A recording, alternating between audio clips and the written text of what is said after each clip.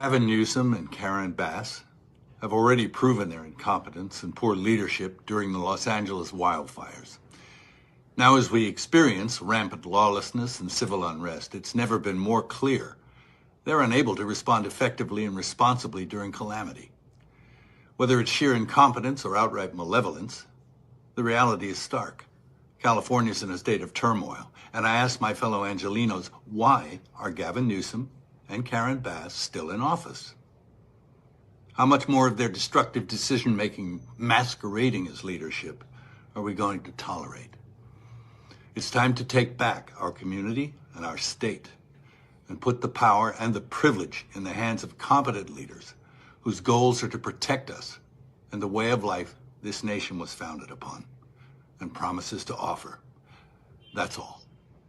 That's, of course, the one and only Mel Gibson, who's leading the charge to take California back. He is one of the growing number of Californians who believe that the Golden State is indeed poised to turn red. And these LA riots may have been the final straw, the critical mass to get that done. Come on in, everyone. This is pretty impressive stuff that's happening in real time here. Now, of course, their current governor, Gavin Newsom, as Trump would call him, gruesome Newsom, as he earned in 2020.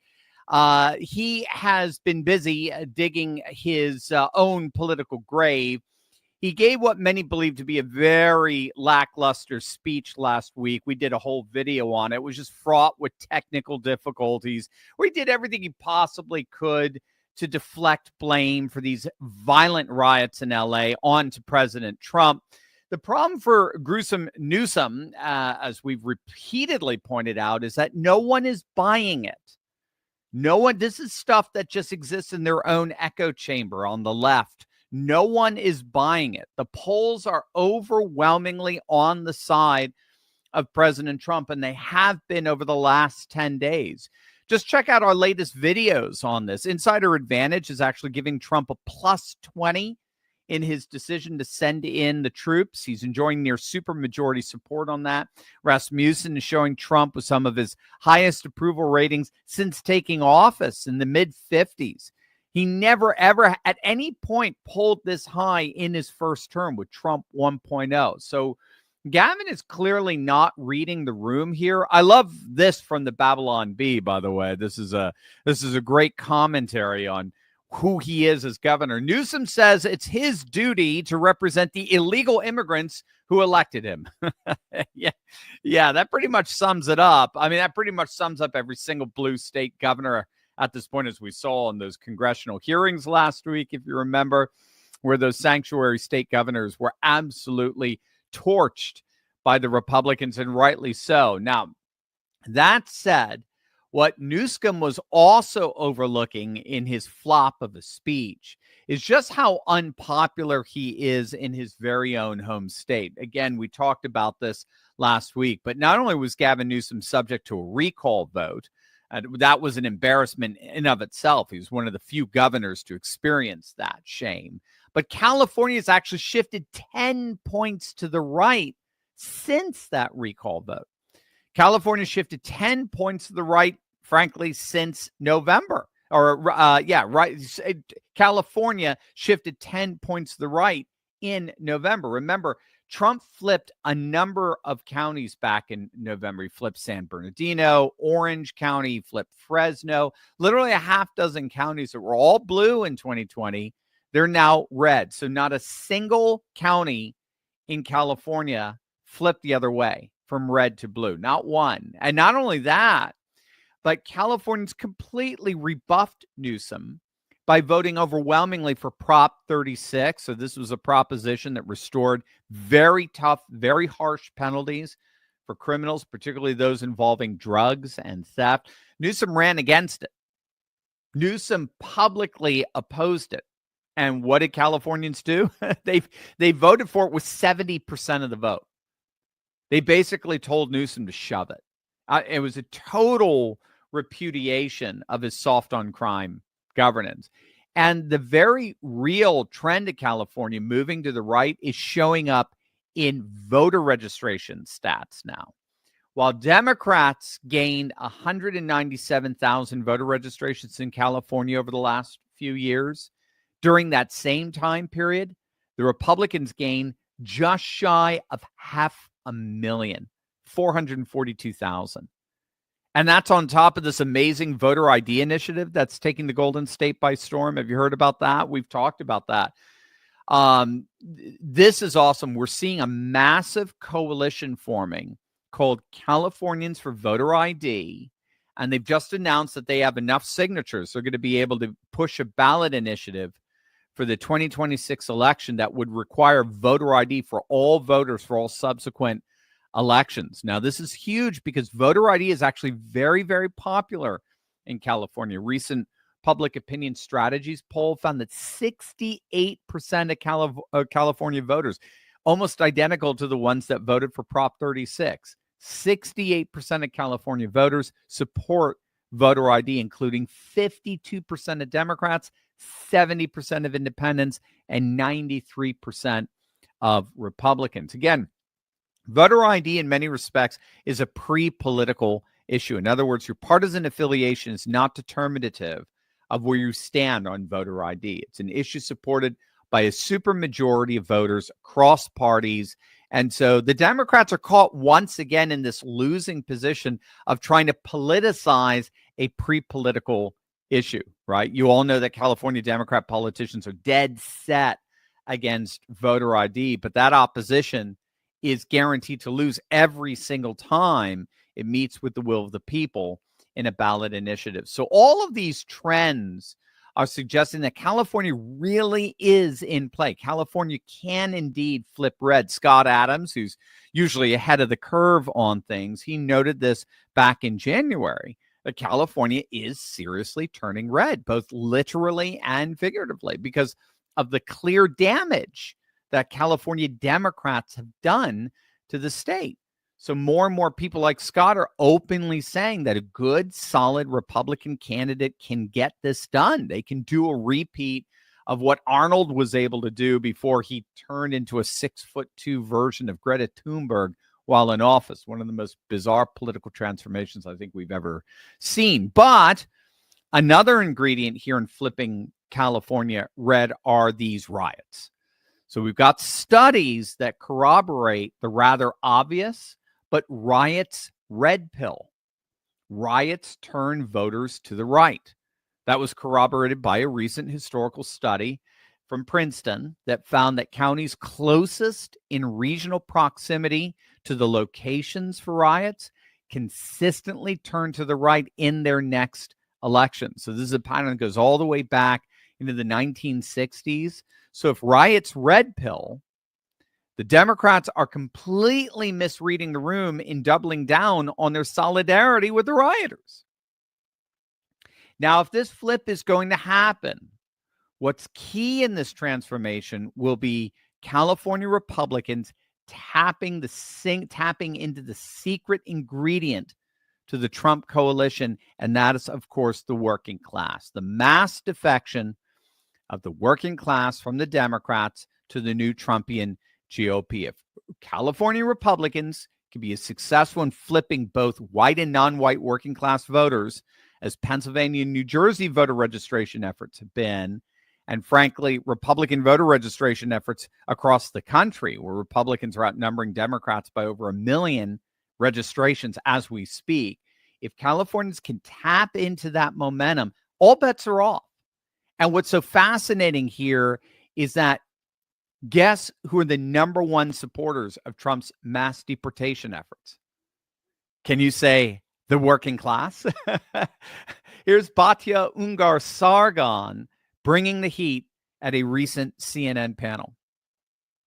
According to a CNN poll, 54% of Americans, and according to a CBS poll, 57% of Americans want every illegal migrant deported. It's not a majority want the criminals, a majority want every single one. That is the mandate that Donald Trump believes he was given. Immigration was the top reason people voted for him. Kim Kardashian hates this because she is rich. Like the people who employed those nannies. Rich people are now the base of the Democratic Party. They are the employers of low-wage labor. They love illegal migration because they get to pay their nanny less than they would have to pay an American. So, of course, they are very upset that their jobs program of an open border is coming to an end. Working class people see this as a lifeline because they are still represented as the majority in every industry. I just want to make that point. There is not a single industry in the United States that is not done a majority by American citizens. There is no job that is beneath the dignity of Americans. Well, there are a lot more Americans than there are illegal immigrants. So that is also true. It's an insult to the American worker to say to them, these are jobs that Americans don't want to do. When millions of Americans are doing those jobs. Like there are more Americans in the country. So yes, there are going to be more Americans doing everyday jobs. I mean, it's an overwhelming number of Americans versus immigrants. There's also tens of millions of Americans who've left the labor force and aren't working in the Trump administration. Karen, a quick last word, and then we have to go. Well, and I will just take us back to last year when we were talking about a town in Ohio where the president spread a false rumor about Haitian migrants eating cats and dogs, which was a total lie. And do you know why those migrants were there? Because the factories that were there could not find anyone to take the jobs. The white, no. The working class white wages. The working class white people wouldn't do the jobs for those wages. No. I don't. I mean, so let me just say, I don't know that labor. They could pay much less. Yes, I agree with you. I mean, you're suggesting. I mean, just to be clear, you're suggesting, and I think not incorrectly, that if they simply raise the wages, more Americans would do the jobs. That is probably true, just in a macroeconomic way. Duh, you think so? You think so, Abby? I mean, Abby felt the moderator there. She is just so insufferable. She's so out of her league in that stuff. Abby. Wages are microeconomic. They are not macroeconomic. Just please stop. You're literally being employed just to embarrass yourself on X and other social media accounts with these viral moments that get infinitely more people to see them than those who are actually watching CNN. But Batya is absolutely right on that. Americans will not do certain jobs, but then you have to qualify that with 3 words: for those wages. For those wages. One of the most pernicious consequences of illegal immigration is the way it's driven down wages, which of course CEOs love. They love low wages and maximize margins, but the working class, more than any other demographic cohort, is the one that most wants to see these mass deportations. And guess which demographic cohort is the new base for the MAGA coalition? The working class. So is California going to turn red? Well, if so, I believe now is the time. We've got the momentum, we've got the issues, and we've got the political coalition, which means that the next upcoming elections are going to be very interesting indeed. Hey, gang, we often talk about how we can maintain and build up the conservative way of life. And one crucial aspect of that is your routine. Staying strong physically, mentally. It's not just about living longer. It's about living better, which starts with a good night's sleep. Now, I've partnered with Beam because they're a health and wellness company that's put in the time and rigorous research to craft science-backed solutions that truly optimize every system in your body from the moment you wake up until you lay your head down to sleep. Now, I've been using Beam Dream every single night for a while now, and it has completely changed the way I sleep. The endless news cycles, the uncertainty about our future, the weight of it all. I got to be honest, it gets to me. It left me tossing and turning for hours. I have a very hard time turning my brain off. But gang, seriously, I'm not kidding you. Since taking Dream, I literally crash at night. I fall asleep so fast, and I sleep deeply and soundly all throughout the night. Beam Dream is made with the highest quality sleep-promoting ingredients to help you unwind and get that deep sleep we all need and deserve. In fact, it's become a nightly ritual of mine that I look forward to each and every day. If I may make a suggestion, I love their brownie batter flavor. You got to try it with a little cream in there. It's beautiful. Plus, I never wake up feeling groggy the next morning. I wake up feeling rested and ready to give my all, making a huge difference in how I show up every single day. Right now, you can save up to 35% off with my exclusive Beam discount. Just click the link below or scan the QR code on the screen and use code TURLEY at checkout. It's time to stop letting sleepless nights hold you back. Transform your sleep and your day with Dream because you deserve it. Gang, click on that link or scan that QR code right now. Let me show you this graphic that's making its way around the interweb. This is from Pew Research. Has a doctor or healthcare provider ever told you that you have a mental health condition? The percentage of saying yes. Conservatives, and look at the older you are, the less the answer is yes. That's really fascinating. But conservatives overall lower, moderates a little higher, and liberals. Look at young liberal women. That number's astronomical. Astronomic for sure. Well, according to these shocking new reports by Pew Research, over 50% of young liberal women have at some point been told by a medical professional that they got some form of mental health disorder. Surprise, surprise, right? Mental health conditions, depression, anxiety, you name it, they are skyrocketing. No Democrat is spared, but liberal women are reporting mental health conditions at increasingly high rates. And the latest data indeed shows that they report mental health illnesses at a staggering rate of 50%. And so, of course, we've got to ask what's going on here. Why is this group in particular struggling so much with their mental health? Well, at one level, the culture we're living in certainly isn't helping. I mean, Western society is obsessed with outrage, division, victimhood. Scroll through social media, turn on the news. It's a constant barrage of fear-mongering and negativity.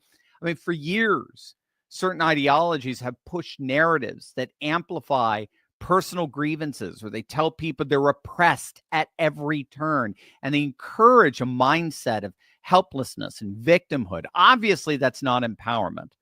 That's a recipe for disaster and despair. And when you're told the world is against you every single day of your life, that every institution is rigged and that you're defined by your struggles, it's no wonder your mental health takes a hit. Liberal women in particular are often at the forefront of these cultural battles, whether it's activism, social justice, or navigating the pressures of modern feminism. The weight of that constant fight, real or perceived, adds up. But it's not just ideology. Men are struggling too. Veterans with PTSD or young guys lost in a world that tells them that masculinity is toxic. Kids are glued to screens, bombarded with curated lives that they can't live up to. The elderly are isolated, sometimes seemingly forgotten in a culture that worships youth. I mean, this is a national problem, and we're all feeling the strain of a society that's lost its way, where faith, family, and community have been replaced by artificial media, fear, and divisive lies. But as RFK and the Maha movement, I should say, remind us, it's not just our mental fitness that's at issue. It's our epidemic of chronic disease as well.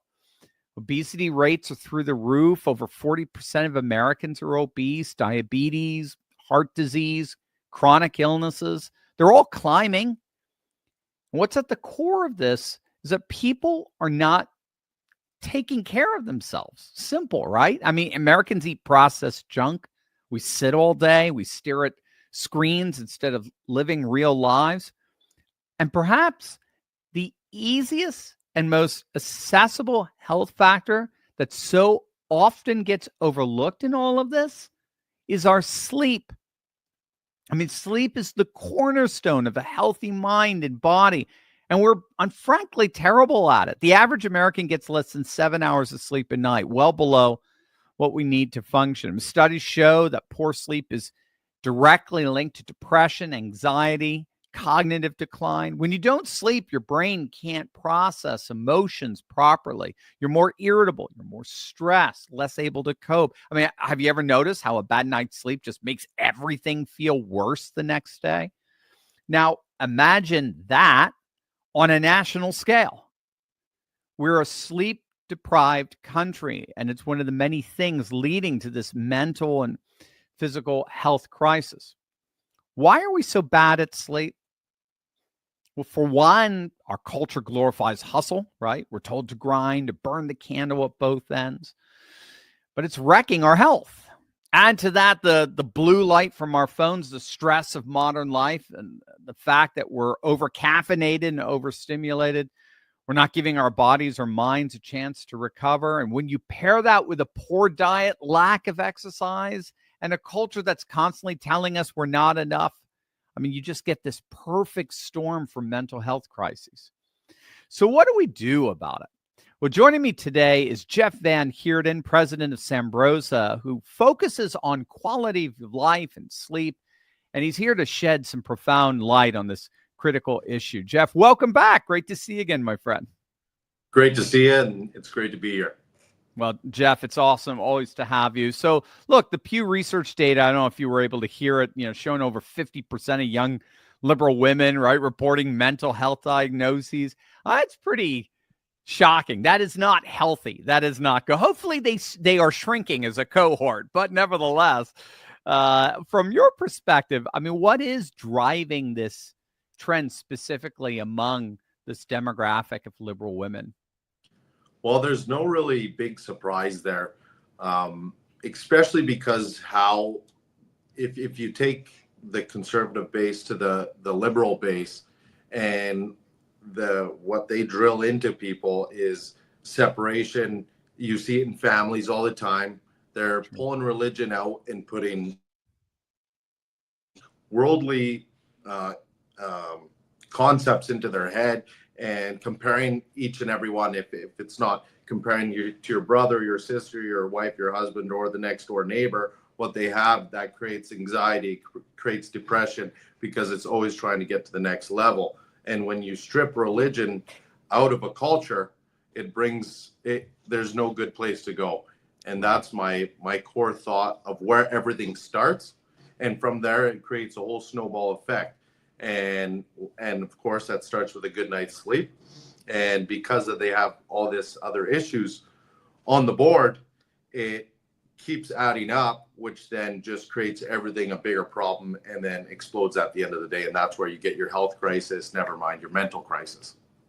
Yeah, that's a good pivot, because I do want to talk about the sleep issue. I've learned a lot about that of late. I never got a lot of sleep, and I recognized it was affecting my health. Why do you think Americans in particular, as a whole, are so bad at prioritizing sleep? And how does this sleep deprivation feed into the mental health crisis we're seeing? Well, because I think too many people treat sleep as a luxury and not a necessity. And they don't realize how important it is and how much it affects them on their day-to-day. Whether you get a good or you get a bad night's sleep, you're more on edge. Your immune system goes down. Everything is working overtime, and your body is not designed to work overtime all the time. And that's where you're seeing on a global scale, not just America, you're seeing that in every country where people are pushing it to the limits. People are working more. People are not prioritizing the one thing that recharges them for every aspect of their life. Yeah. And the more education that can be brought to light on that, the better off America and the rest of the world will be. I like how you're putting it in terms of just how it's part of this larger trend, because it seems like this mental health crisis we're seeing really is part of broader societal health issues: obesity, diabetes, chronic illnesses. How much of the health crisis do you think is tied to these physical health problems, and where does sleep fit into these health concerns? Well, personally, I think it starts with a mental health crisis before it ends up being a health crisis, because it starts with with your anxiety and your depression, or you're just on the edge all the time, just because this world is more and more every day. You see comparisons. You're on social media, you're looking at what people are posting. It's a big cloud people are in, but that's what it starts with. And then they're lacking on their exercise. Then because they're thinking too much about it, their mind's racing, so they're not getting enough sleep. So it starts off, I personally believe it starts off as a mental crisis, which then returns into a health crisis. And then that's what helps all the big pharma companies. It becomes a major industry. Like it's a major snowballing effect. But I believe it starts mentally, and that's what lacks on the health side. And then it becomes one big ball. Comes out. Yeah, right. Yeah, snowball effect for sure. Yeah. So I don't think it's, yeah, please. Sorry. I just don't think it starts with health. I think it starts with mental, which then relays into the lack of health. And then it comes back around a full 360. Wow. Yeah. So it loops. Yeah. So I could see that. Yeah. Feedback loop in that sense. I guess a negative feedback loop in that sense. So, Jeff, we're all about taking action here, right? We don't want to wallow. We don't want this video to add to people's anxieties. No, absolutely not. For sure. And obviously you've dedicated your life to alleviating those, assuaging those anxieties. What are things that every viewer who is watching this, what is it that they can do right now to start improving their sleep? Well, number one is create a routine. The more routine your body can have, the healthier you can become. That's definitely number one. And number two, if you suffer from getting a good night's rest, that is why we created a product like Sambrosa Night Syrup, it's a honey-based product mixed with 7 organic herbs and a small dose of antihistamine. And it's designed to gently get you to bed and get rid of your allergies that bother you at night and give you a good 8 hours of rest, which then recharges your body and gets you ready so you can be 100% the next day.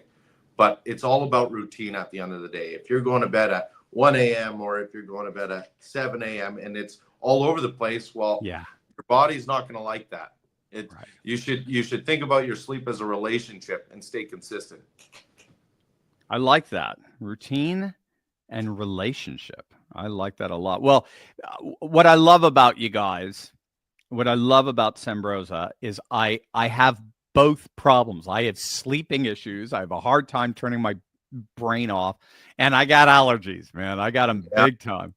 And dude, when I met you guys and I started taking Sambrosa, I got to tell you, I mean, that stuff knocks you. It does resolve both those problems amazingly. I've never met anything that can do it quite like Sambrosa.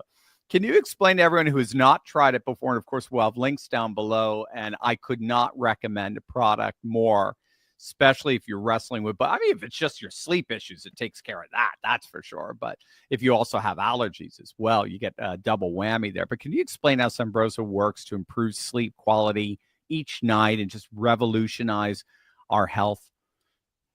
So the combination that the homeopathic doctor, when she developed the product, she was looking at she had the same issue. Her daughter had the same issues, was what you were dealing with. And she was trying to find every herb that would promote relaxation and clear your sinuses, where the antihistamine comes in, but the herbs come in and calm the mind and the body so that when you go to bed, you just gently go off to sleep. And when you wake up, you should wake up feeling like $1 million, truly. Yeah. And if you don't, you just got to adjust your dosage a little, whether that's a little less or a little more. You should wake up feeling like a new man every single day, or a new woman. Yeah. It truly works wonders. And we've seen it through Europe, through the US, and through Canada. It's been unbelievable. I'm smiling because I used to take a full, it comes with the little plastic, or it comes with a spoon, right? And I would take the full spoon, and I realized all I needed was half. That's it. Yeah. This stuff works. Like, I've got customers who take as little as a quarter teaspoon. Mm-hmm. Most people take a half a teaspoon as, your average customer. But we get customers as little as a quarter or less, because that's what it takes for them to have an amazing sleep and wake up feeling refreshed and ready to take on the day. Yeah, it's wonderful. And it's all natural, and it just works so wonderfully. And it's so funny because I did wrestle with sleep for so long. And I never, I thought the only solutions were, I have to take these pills, and I hear about people like ODing all the time. It just freaked me out. I never went anywhere near them. And when I came across Sembrosa, it was just like, again, like you said, it's just a warm, honey-like syrupy substance I get to take right before I go to sleep. And man, that stuff works. I mean, we're talking real fun. We're talking like within 20 minutes, I am out, generally speaking. It's just, and like you said, I mean, I rest all throughout the night. I get amazing sleep. I wake up. I have to rise early because of the news. I feel great when I get up in the morning. It's an amazing, amazing product. Can I tell you a little short story? Please do. Yeah. But so for your listeners, we didn't create the product ourselves. We were customers of the company. We found this product. My grandmother is from the Netherlands, and she found this product. And so my grandmother sent us some product, and we tried it. We fell in love with the product because it's truly, there's no other product that's similar to it on the market and that produces the results it does. And we became super fans. And then we asked the owners, we got in contact with the owners. It was a small mom and pop store type deal business at the time. And we're like, hey, can we take this across seas and sell it out here? And they started thinking about it, and they're like, a week later, they came back and they're like, why don't you guys just buy us out? And then we were taken back by it a bit. And then we started thinking about it, and we're like, well, the results it has, the opportunity it has to help, the amount of people we've helped worldwide is unbelievable. Wow. And 12 months later, after they approached us, we purchased the company, and now we've been running it for the past 17 years. And the results have been just unbelievable. The reviews we get, I get phone calls, text messages of people saying, wow, this has absolutely changed my life. Yeah. I've tried so many products on the market, whether it's prescription products, natural products, like all over the place, where they just don't produce the results they're looking for. Where on a weekly basis, I get many texts, calls, emails, and reviews on our website, on both our Europe website and US website, of people raving about the product. It's truly, there's nothing else similar to it on the market. And we're just, if it can help another person, we're here for it. Truly. And it is. You are helping so many people in like you just pointed out, in one of the most important areas of our physical and mental health. So it's awesome, Jeff. And I'm a huge fan of Sembrosa and couldn't recommend a product more. So gang, I mean, our health, it's so important to protect, and the foundation of a healthy body and mind, as you're hearing, it's a great night's sleep. And thankfully we do have tools like Sembrosa to help improve sleep quality. So don't wait, don't suffer through sleepless nights. Take action today by clicking on the link below and purchasing your first Sembrosa. You're going to absolutely love it. I guarantee it. And let's prioritize our well-being. Just find the link in the description below. And I think you're going to be amazed at how wonderful of a little miracle this really is, Sembrosa. You're going to absolutely love it. Thank you, Jeff, so much. Please come back soon. You bet. Thank you. Thank you. Gang, it's more important than ever for all of us to reclaim our privacy. And you have no better way of protecting yourself than with SLNT. That's short for silent. Silent's Faraday products block all incoming and outgoing signals so no one can get their hands on your information. From key FOBs to phones and laptops, simply place your device inside, close the sleeve, and voila, that's it. You're off the grid and safeguarded from unauthorized access. Go silent today by clicking that link below or going to slnt.com/Turley to save 15% plus free shipping on all qualifying orders. Stay ahead of what's coming and secure your privacy today. Again, that's slnt.com/Turley for 15% off and free shipping on all qualified orders. slnt.com/Turley. All right, it's time for us to go to our hotline. Remember, we do have a special hotline there, 717-844-5984, that you can call into. Leave about a 30-second, no more than a 30-second message. And then if it's a good question, then we'll feature it on our Tuesday night and Thursday night broadcasts, and I'll be happy to answer it. So remember, 717-844-5984. Just ask me whatever question you like. And if you get chosen, I'll answer it right here. Maiko, who's our first questionnaire? Dr. Steve,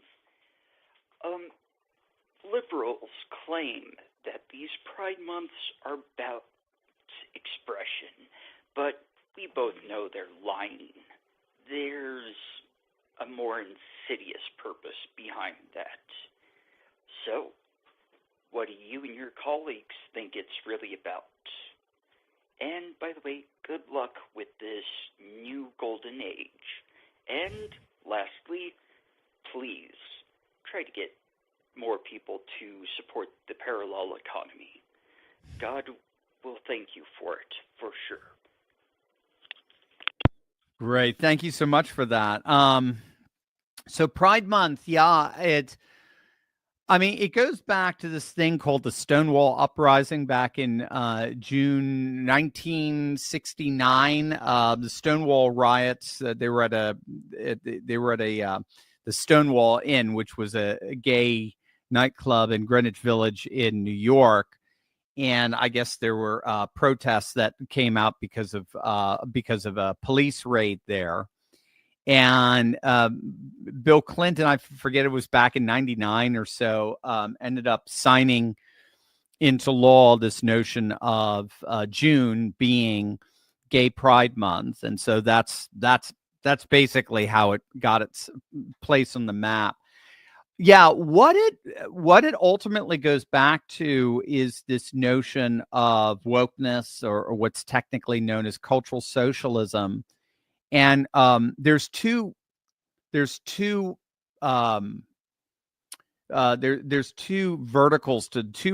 verticals to this. So first and foremost, as you know, it's not about equality, it's about equity. So equality, generally speaking, means an equality of outcome. Equality of opportunity.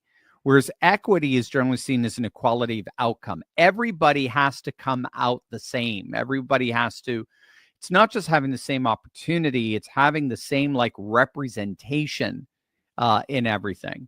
So that's the first vertical. And then the second vertical is, unlike economic Marxism that measured that equity by means of class, we now measure that equity by means of cultural symbols. So the idea is that we live in a systemically racist, bigoted, sexist society, homophobic society, and that's reflected in the curriculum we use in our schools and the holidays that we celebrate, and then our laws, our marriage laws, and so forth. So all those things have to change in order for certain identities to feel that were marginalized to feel included. And so we have to change our curriculum. We have to change our calendars. We have to change the displays in our Target shops and so forth, so that all these other groups feel included. The problem, the fundamental problem that I think that you're honing in on there, is that this is a deliberate attempt to try to find a basis of unity in radical left cultural Marxist norms, when in point of fact, our unity is found in pre-political civil rituals. So this is what made the military parade so awesome, and why MSNBC and CNN and ABC looked so pathetic and revealed themselves to be left-wing shills when they pushed back against it. 4th of July parades, military parades, St. Patrick's parades, whatever, Columbus Day, Christmas, Easter. This is what unites us together as a nation. These are the Thanksgiving. These are the civic rituals, the civic ceremonies that united diverse people together in a single monolithic expression of Americanity, of American faith, as it were.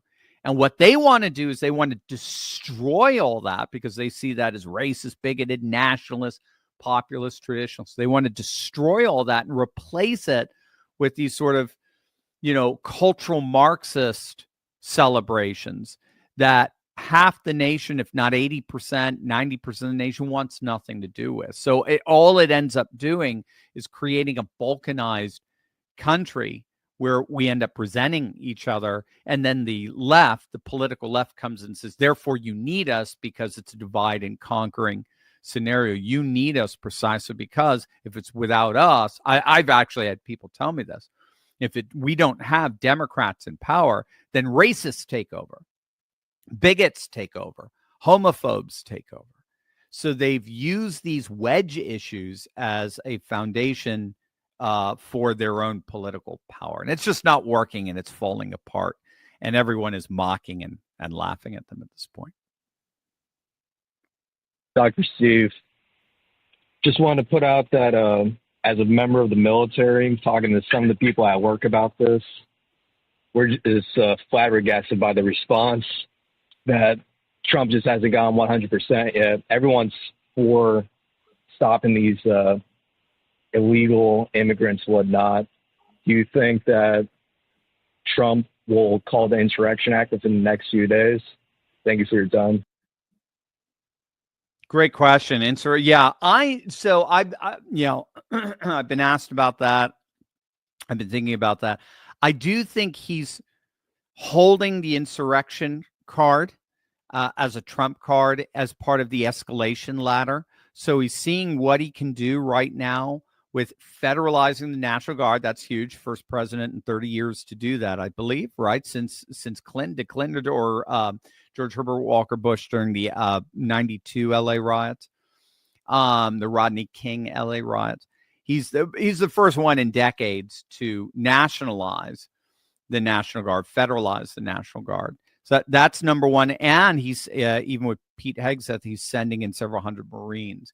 So this is all precursors to this escalation dominance that he wants to be able to continue to go up.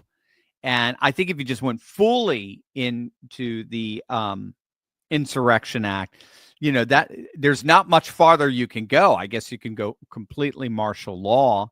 That's part of it as well. But anyway, yeah, I think that he's just going up the escalation ladder and he's starting where he needs to. And then if that doesn't work, he goes to the next level and the next and the left. And the Insurrection Act is part of that ladder. And Trump does not feel the need to invoke that as of yet. He's waiting because he knows, I think, how nutty the left can get.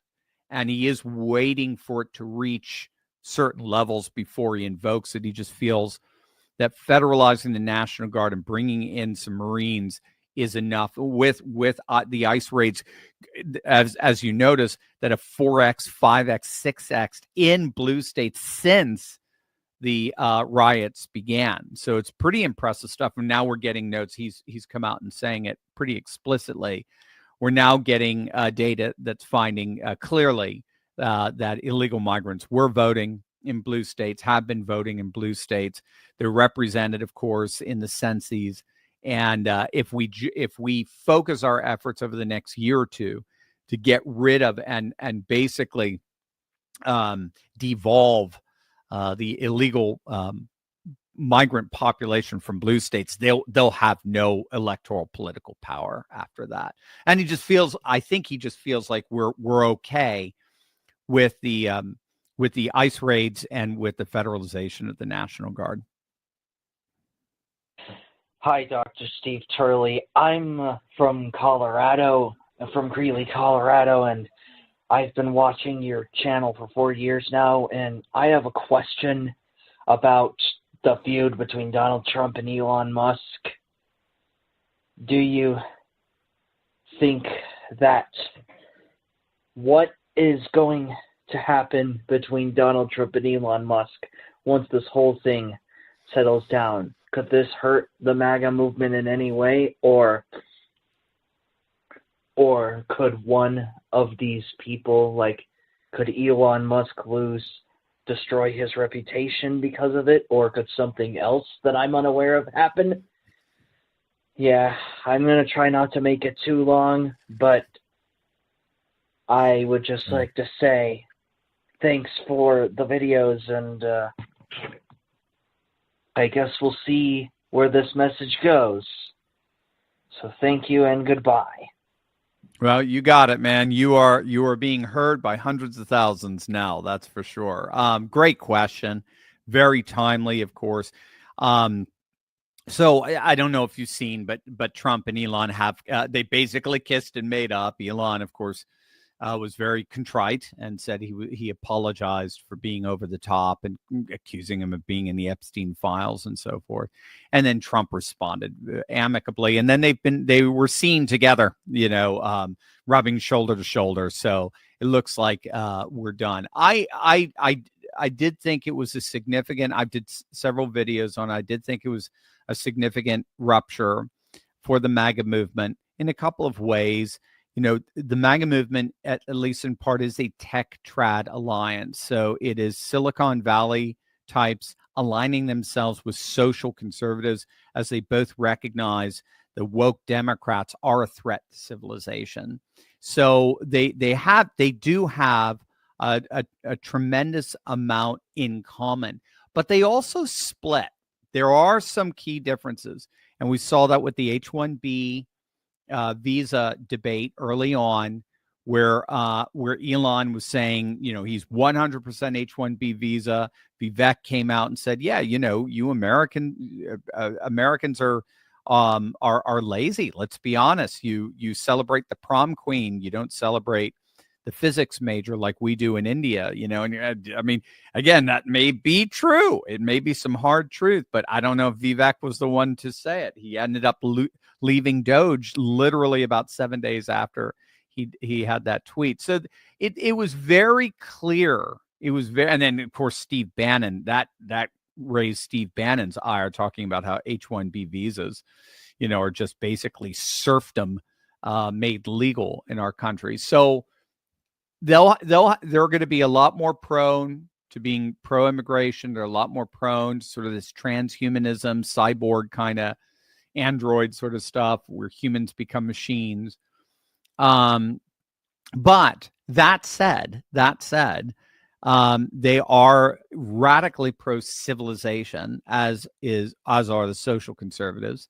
And they have a very serious regard for demographic rates and wanting to see lots of children and lots of births, which religion is the key factor for. Anywhere in the world religion is flourishing, you're going to see demographic rates exceed the 2.1 replacement levels. So, and that's just simply because there are some things in society that only have religious solutions. That's just, there's no way around that, demographics being the primary one. What I did see interestingly there was that Elon tried at one point to sort of co-opt the MAGA movement, saying we should start a third party to represent the 80%, and he got shot down completely on that. Twitterverse, in the X world, they seem to be much more behind him on that. But when they started doing large surveys and polls, well over 70% of Republicans were behind Trump. Only 6% were behind Elon Musk. And so it was very, very clear in that in the tech trad alliance, trad has the upper hand by far. MAGA is Trump. Trump is MAGA. No one else can even come close to replace it. So yeah, he was hurting himself. He basically tanked his Tesla stock in a matter of hours, the gains that he'd made over the last couple of months. So So yeah, he got hurt by, but there's not going to be any lasting damage there. As long as he and Trump are good, Elon will be good. The tech-trad alliance is solid, and we can move on from there. But that is politics. Politics is a fluid process. One day you're best friends, the next day you're your worst enemies. It's just the way it is. Whoever imagined we'd be, 2 weeks ago, not even a week ago, who would ever imagine that we would just be obsessing over Iran right now? But we are. That's just the way politics works. And what we try to do is just try to make sense of what's going on in light of these larger trends of moving away from this globalist world to a much more tech trad, traditionalist, civilizationalist world.